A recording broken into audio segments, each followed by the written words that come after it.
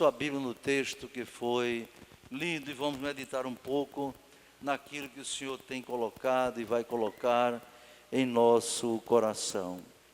Então já vimos nesse capítulo 2 aos Tessalonicenses, o título diz: a vinda de Cristo será precedida de manifestações do anticristo.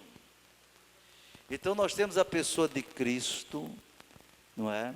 E temos a pessoa do anticristo. O prefixo anti está dizendo que é contra, em oposição, é adversário de Cristo, não é? É coisa muito séria essa realidade, irmãos. Jesus diz: quem não é comigo é contra mim. Quem não é comigo é contra mim. E quem é contra Jesus é porque está, de certa forma, cumprindo aquilo que o anticristo quer. Quem é contra Cristo, de certa maneira, é anticristo. Que coisa tremenda, não é? Mas é a realidade. Não tem esse negócio de alguém dizer: não, eu não sou crente, mas não sou contra Deus. Eu não sou crente, mas não sou contra a religião, não sou contra Cristo. Não tem jeito.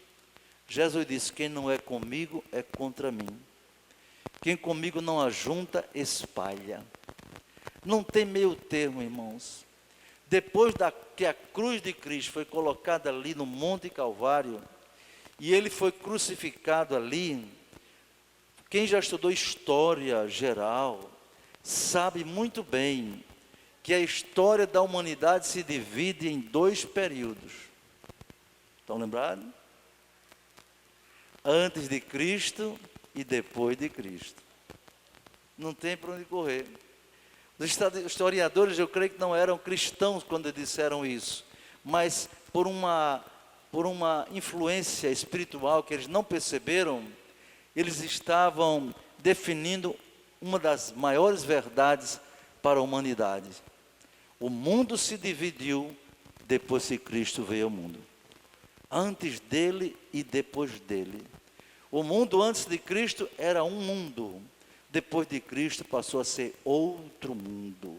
A história era uma, depois de Cristo a história era outra. Antes de Cristo, Deus se relacionava com o homem, conforme o Antigo Testamento, de uma maneira. Depois de Cristo, Deus passou a se relacionar de outra forma, bem diferente. Bem diferente. Mudou tudo, irmãos. E tudo faz parte do plano de Deus. Não é que Deus quis experimentar a humanidade, não. Quando Cristo criou o ser humano, Deus criou, ele já sabia que o homem ia cair. Já sabia que o homem ia pecar, mas não desistiu. Eu sei que esse camarada vai cair, vai me desobedecer, mas eu quero criar um ser à minha imagem e semelhança. E para ele ser semelhante a mim, tem que ter liberdade. Agora tem uma coisa, a liberdade lhe dá responsabilidade. Ele vai pecar, mas eu vou cobrar dele. Entende, irmãos? Então, Deus tratou com o homem do Antigo Testamento de uma forma, e o principal cenário de Deus trabalhando com a humanidade foi através do povo de Israel. Quem lê a Bíblia sabe. Aquele povo que nasceu com Abraão, para ser povo de Deus, ou povo tremendamente, irmãos, ingrato a Deus. Nenhum povo do mundo viu tantos milagres e maravilhas como o povo de Israel, mas foi o povo que mais deu as costas para Deus. Não é verdade? Brincadeira, uma multidão daquela sair do Egito, 3 milhões de pessoas, de criança de peito até idosos, não é? Que tiveram que ser carregados em cima de animais. 3 milhões de pessoas. E ninguém morrer naquela travessia. Atravessar o Mar Vermelho, água de um lado, água do outro. Alguém disse que fez como gelo. Foi não. Deus é Deus, criador da natureza, da água, do vento, do fogo, de tudo. Ele sustentou um muro d'água de um lado, muro d'água do outro, e o povo passou pelo meio. E Faraó caiu na besteira de dizer: é nessa que a gente vai. Vamos nessa! E mandou entrar os seus cavalos, cavaleiros, carruagem, atrás do povo de Deus, no caminho que Deus abriu no Mar Vermelho, não é verdade? Porém, quando o povo de Israel saiu do outro lado, Deus disse: Moisés, agora vira para trás, estende a vara e fecha o mar. E quando Deus fechou o mar, pereceu o faraó, com seus capitães, com seus cavalos, seus cavaleiros. E a prova disso está aí na arqueologia. Naquele lugar onde os cientistas descobriram que foi a passagem do Mar Vermelho, estão lá carruagens de ferro retorcida, rodas de carro toda retorcida lá, que se enferrujaram, mas não foram destruídas. Sabe por quê? Que a palavra de Deus é a verdade, a palavra de Deus é fiel. Então trabalhou com aquele povo desobedeceu demais. Deus deu uma lei. Para que foi a lei? A lei foi para corrigir, para orientar, para o povo não errar. Mas eles erraram, desprezaram a lei de Deus. Mas acontece que lá no Gênesis, Deus disse: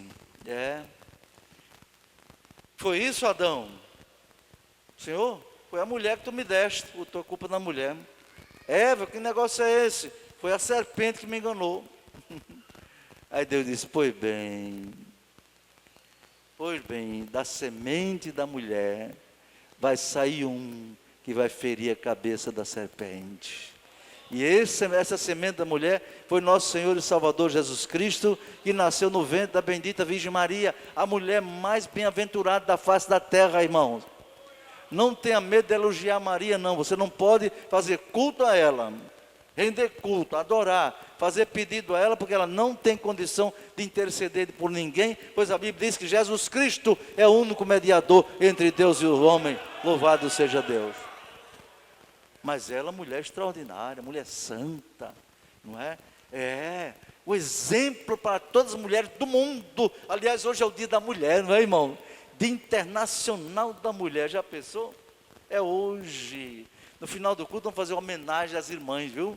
Aguardem, fazer uma homenagem a vocês e a todas as mulheres cristãs do mundo, não é? Aquela moça de seus 17 anos, o anjo chega e diz: salve, agraciada, o Senhor é contigo, bendita tu entre as mulheres, bendito o fruto do teu ventre. Que é isso? Eu não sou casada, não. Para Deus não tem problema, Maria. O que vai ser gerado no seu ventre é do Espírito Santo. Aleluia. A partir daí a história da humanidade mudou. Aquele meninozinho da manjedoura nasceu como uma criança, mas ali estava o Salvador do mundo. Aí estava a semente da mulher, que haveria de ferir a cabeça de Satanás. E a cabeça dela já está ferida, viu, irmãos? Não está morta ainda não. Não está morta não, ainda está ferida, mas está agindo. Porém, Deus deu autoridade à sua igreja, ao seu povo, para no nome de Jesus expulsar demônios, expulsar a ação do inimigo.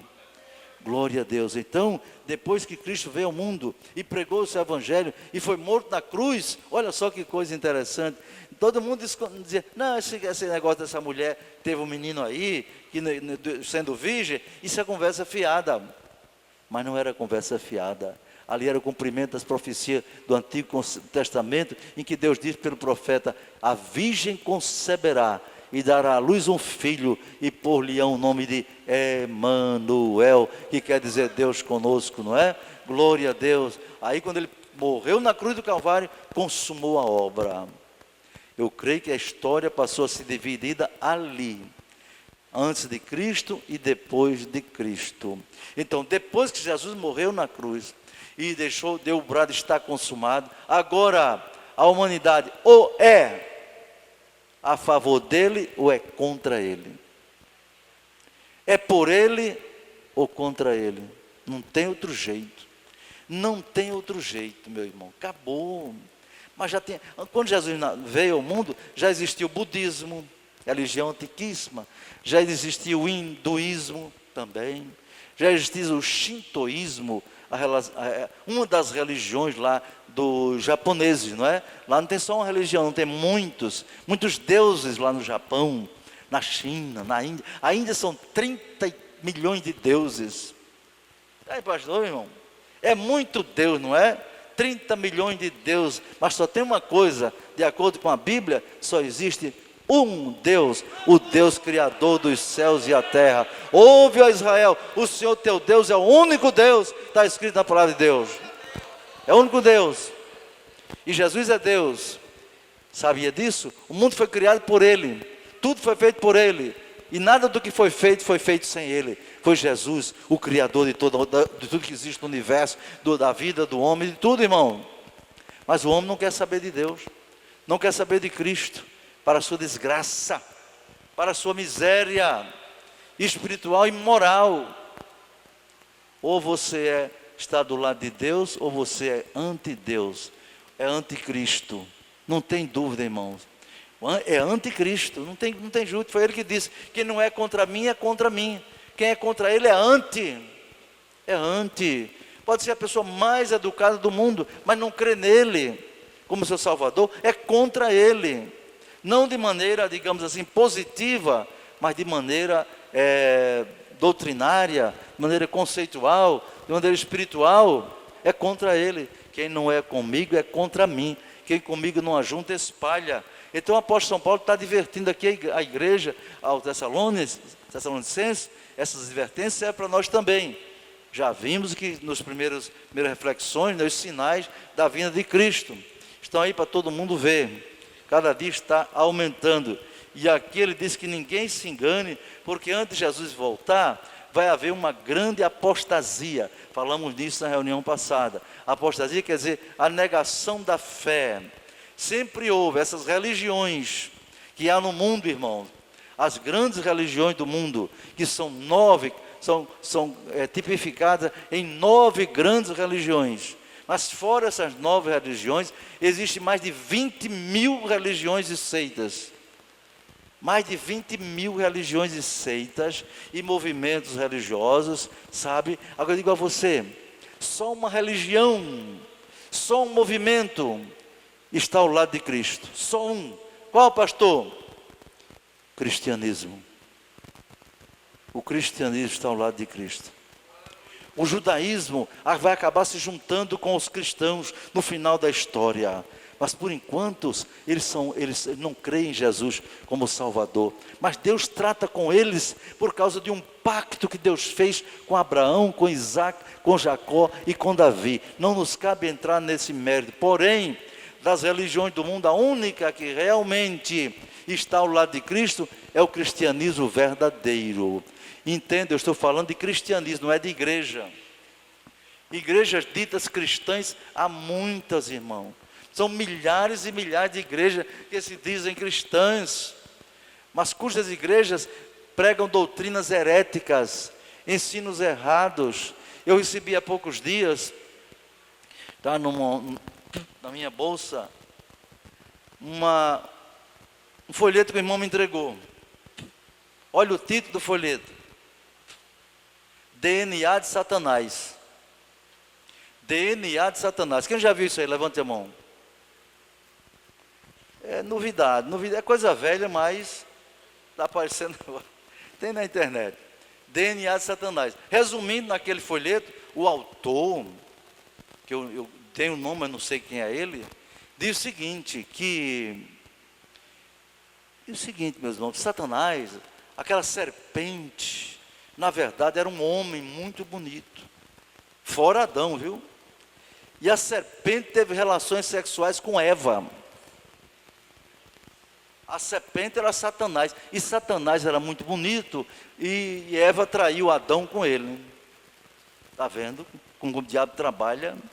E naquela relação sexual foi que nasceu Caim. Caim é filho do diabo com Eva. Onde é que está escrito isso, meus irmãos? Em lugar nenhum. Pelo contrário, Gênesis, e conheceu Adão sua mulher, e teve um filho, e pôs-lhe o nome de Caim. Conhecer quer dizer teve relações. Depois teve outro filho, e teve a quem deu o nome de Abel. E aí vem Caim, Abel e ninguém sabe quantos filhos eles tiveram. Alguém me pergunta, pastor, Adão e Eva tiveram filhos antes do pecado? Se lhe perguntarem isso, irmão, o que é que você vai responder? Se você ler a Bíblia, você vai responder direitinho. Mas se você for desses crentes pentecostais, que só gosta de gritar, da glória a Deus e aleluia, e não busca o conhecimento, você vai falhar. A Bíblia diz, meu povo está sendo destruído por falta de conhecimento. Conhecimento, irmão, é mais importante do que muita coisa que você acha que tem valor na igreja. Conhecimento da Bíblia. Né? Então, Adão e Eva tiveram outros filhos antes do pecado? Tem crente que diz que sim. Aliás, tem até uma Bíblia. Não é? Eu tenho umas 10 ou 12 Bíblias lá em casa, não é? As mais diferentes versões, porque quem é pesquisador tem que estudar uma e outras fontes. Não é verdade? Então, tem uma Bíblia chamada Bíblia Dake. Quem tem essa Bíblia? Levanta a mão aí. Aqui nos obreiros, para as pessoas tem. Essa Bíblia, você pode ter como fonte de consulta sobre heresias. O texto da Bíblia nela não tem nada errado, é o mesmo da minha e da sua Bíblia. Agora, nas notas explicativas, nos estudos bíblicos que tem ali, tem um que diz assim, que antes de Adão, teve uma civilização pré-adâmica. Antes de Adão, teve uma outra civilização, na Atlântida, não sei de quê. Onde é que ele descobriu isso? Ele descobriu isso em fontes, irmãos, estranhas. Se você admitir que outras fontes estranhas trazem a revelação de Deus para o mundo, então esqueça sua Bíblia. Esqueça sua Bíblia. E deixe de ser crente, porque ou você crê na Bíblia, ou você não crê na verdade. Pois Jesus disse, santifica-os na verdade, a tua palavra é a verdade. A Bíblia é a verdade, ela é a única revelação de Deus para o homem em termos espirituais e em termos escritos. Deus se revela ao homem através da natureza, sim, é o livro da natureza. Está lá no Salmo 19, né? Os céus manifestam a glória de Deus, e o firmamento anuncia as obras das suas mãos, não é? Sem linguagem, sem fala, ouve-se as suas vozes até o fim da terra. O que é isso? É a natureza dizendo, Deus existe. É o sol dizendo, olha, se eu nasço e me ponho todo dia, é porque eu fui criado, Deus existe.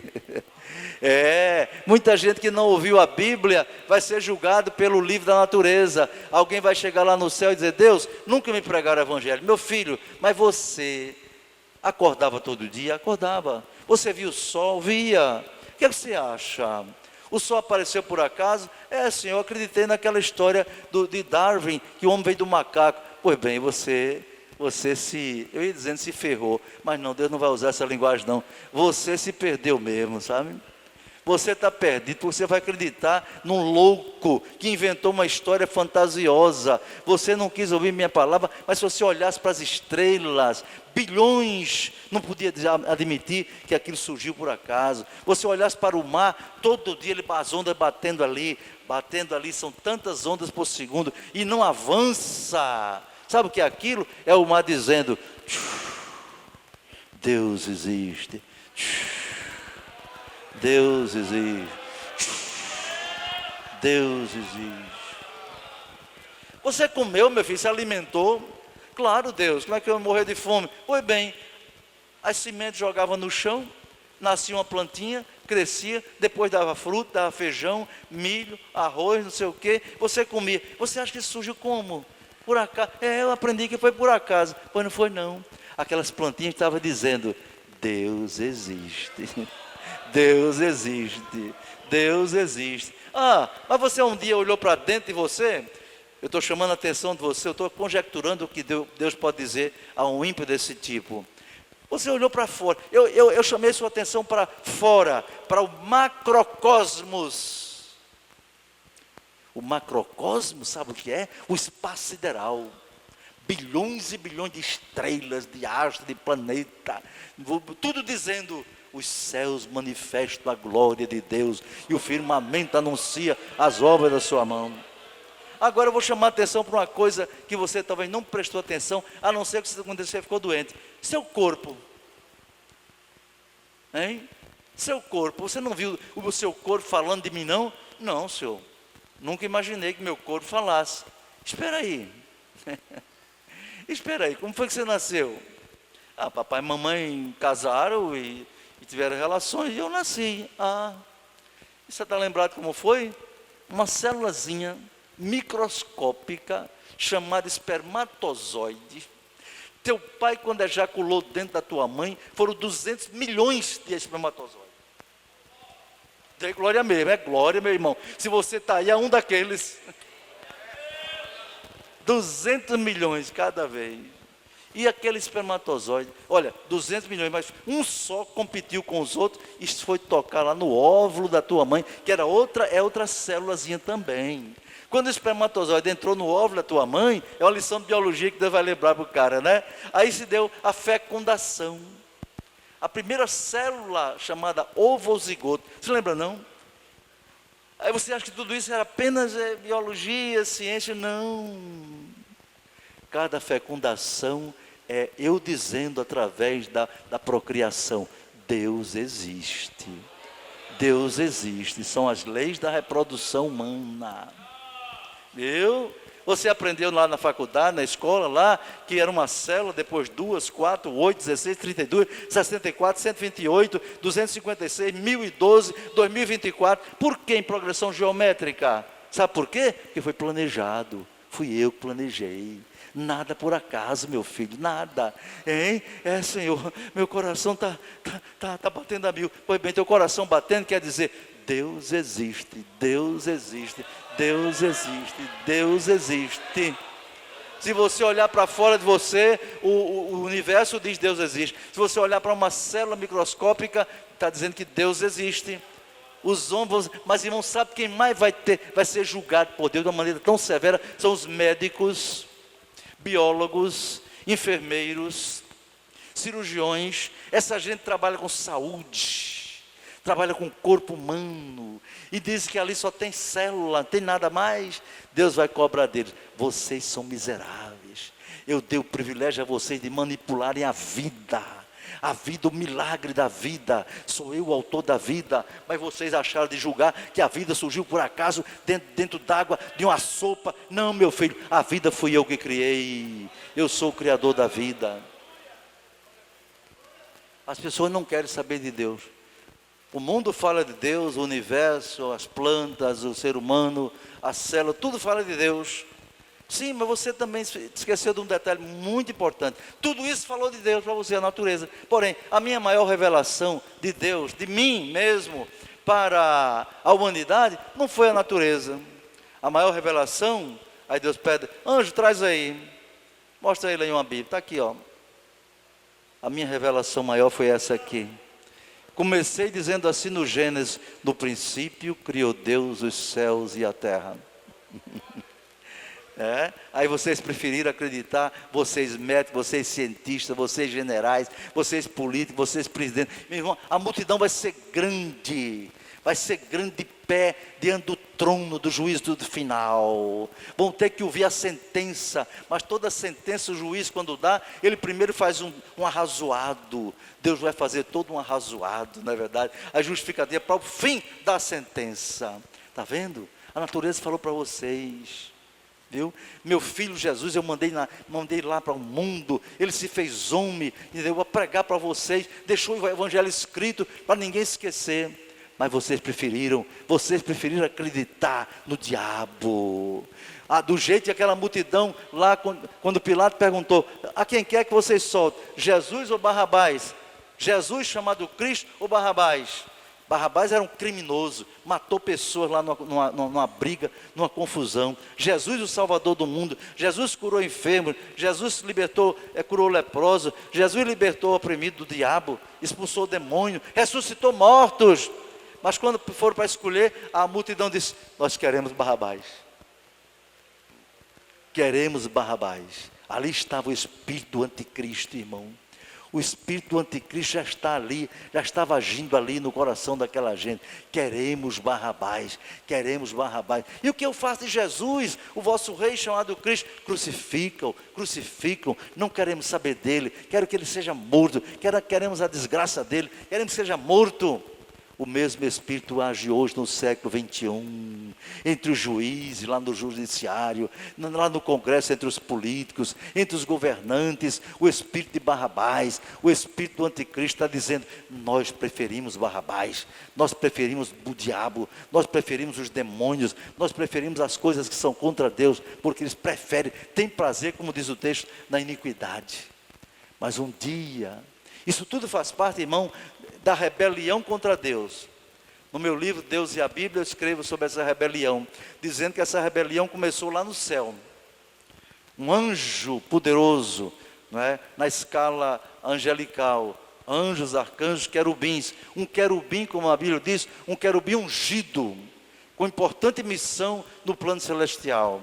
Diz a Bíblia que ele era querubim ungido para guardar. Mas ele também era encarregado lá de um Éden mineral. Ele também era encarregado da música. Cuidado, pessoal que é músico, cantor, quem toca, porque o diabo gosta muito de entrar na música. Tenha muito cuidado. Viram aqui, eu passei aqui um dia desse, um videozinho, né? Mostrando aquele negócio. O camarada dizendo que é crente, inventou uma música lá do Arrocha. O Arrocha, estão se agarrando com a mulher, passinho para aqui, passinho para lá, não sei o que, Arrocha, essas coisas todas, pagode gospel, não sei o que, funk gospel. Cuidado, o diabo engana, ele é enganador. Ele entra no meio, sutilmente, no meio das letras da música, nos acordes musicais, para afastar as pessoas de Deus. Tinha um rapaz na igreja, na mocidade, quando eu dirigia, era crente na igreja, mas um dia achou de comprar uns discos de rock. Isso na década de 60, né, e tal, e na mocidade. Aí a mãe dele me disse: pastor, meu rapaz botava naquele tempo era na radiola, na vitrola, na radiola, botava ainda evangélico, agora está botando rock. O que é que o senhor acha? Minha irmã, não convém, não é bom. E eu pesquisei as origens do rock, já ensinei sobre isso no meu estudo sobre o louvor segundo a Bíblia. Eu pesquisei a origem do rock. É uma origem de rebeldia, é uma origem de rebelião. Rock and roll é uma expressão inglesa que quer dizer: deixa as pedras rolar, entendeu? Deixa acabar tudo. A ideia é essa, né? E os Beatles, o conjunto inglês de jovens, de um quarteto lá de Liverpool, não é? Tornaram o rock mais famoso ainda. Mas quando eles tornaram o rock famoso? Quando eles foram na Índia. Tem crente que gosta do rock, mas não sabe da história. Não sabe da história. Aqueles 4 jovens, para buscar fama, eles foram aonde? Para os pés de Jesus, buscar na presença de Deus. Foram numa igreja evangélica? Não. Eles foram na Índia. E a Índia é cristã? Não. A Índia é a terra dos 30 milhões de deuses, que não querem saber de Deus, de Jesus Cristo, do Espírito Santo, não. Eles adoram 30 milhões de deuses. Mas foram para lá para quê? Para se apresentar um guru, um líder espiritual hindu. Para receber o quê? Poder. Poder de quem, meu irmão? Foram receber poder. Foram receber a unção que não foi de Deus. Foram receber influência espiritual. Foram receber poder para ser famosos. Entendeu? Antes eles cantavam por lá, não tinham fama não. Mas depois que voltaram da Índia, voltaram com todo o gás. Tem música deles até exaltando a maconha. A música Yellow Submarine é exaltando a maconha na veia das pessoas. Depois aqueles jovens voltaram da Índia, possuídos pelo poder dos demônios. Aí, meu irmão, a multidão caía nos pés deles. A multidão caía nos pés deles, moças, adolescentes, caíam desmaiando. Que coisa maravilhosa, que rapaz lindo, que música linda.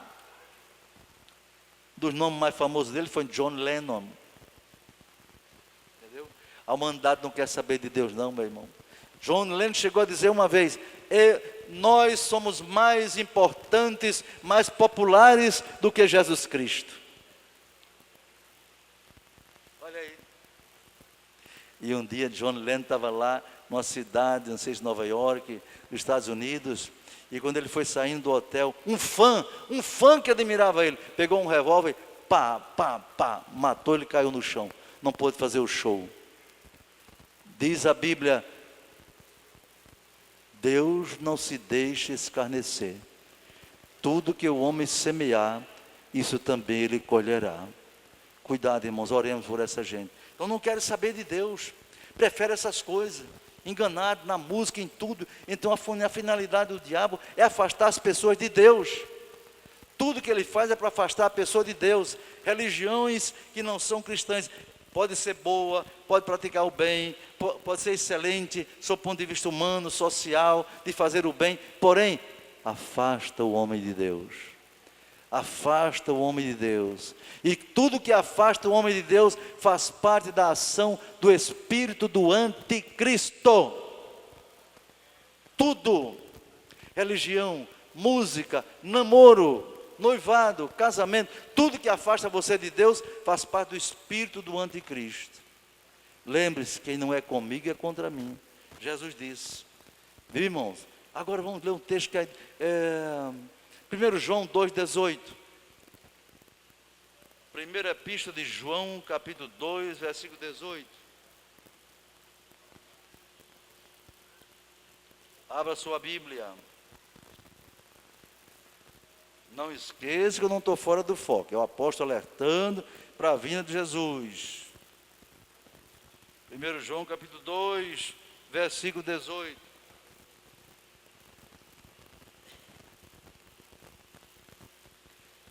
João 2, filhinhos, olha aí, o título desse texto aqui é, como é o título aí na sua Bíblia?